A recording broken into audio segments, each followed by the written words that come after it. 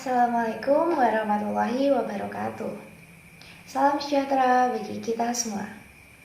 Perkenalkan, nama saya Alia Larasati dari kelas 10 MIPA 6 SMA Negeri 1 Dempet. Saya di sini sebagai tim preposisi dengan mosi. Politik dinasti harus dihapuskan di Indonesia. Politik dinasti adalah kekuasaan secara turun-temurun yang dilakukan dalam kelompok keluarga yang masih ada hubungan darah yang bertujuan untuk mendapatkan atau mempertahankan kekuasaan. Ya, saya setuju dengan mosi ini. Politik dinasti di Indonesia harus dihapuskan karena politik dinasti di Indonesia telah diakui dapat menjadi ancaman bagi demokrasi bangsa Indonesia. Dilansir dari satu meja The Forum Kompas TV, pada tahun 2020 silam, politik dinasti menjadi sorotan bagi masyarakat karena putra dari Presiden Bapak Joko Widodo, yaitu Gibran Rakabuming Raka, ikut dalam pilkada. Ini adalah pertama kalinya putra dari presiden yang sedang aktif menjabat ikut dalam pilkada.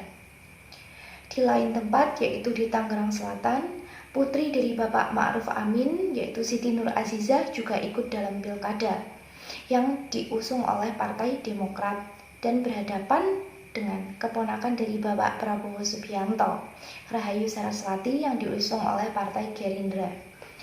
Ada sekitar 9 keluarga pejabat yang ikut dalam pilkada serentak pada tanggal 9 Desember tahun 2020 silam.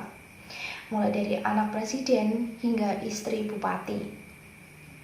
Hal ini tentu saja telah mengganggu demokrasi yang telah dianut bangsa Indonesia.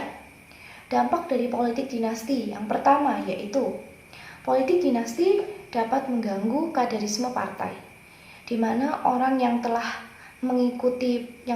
berada di partai tersebut tidak bisa menjadi pemimpin partai karena dia tidak memiliki latar belakang kekuasaan yang tinggi di belakangnya.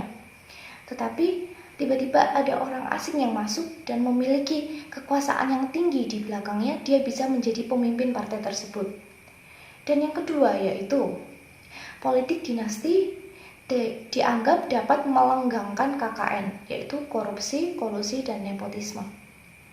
Ini dikarenakan jika setiap anggota keluarga memiliki kekuasaan, maka pola kontrol kekuasaan akan semakin mudah.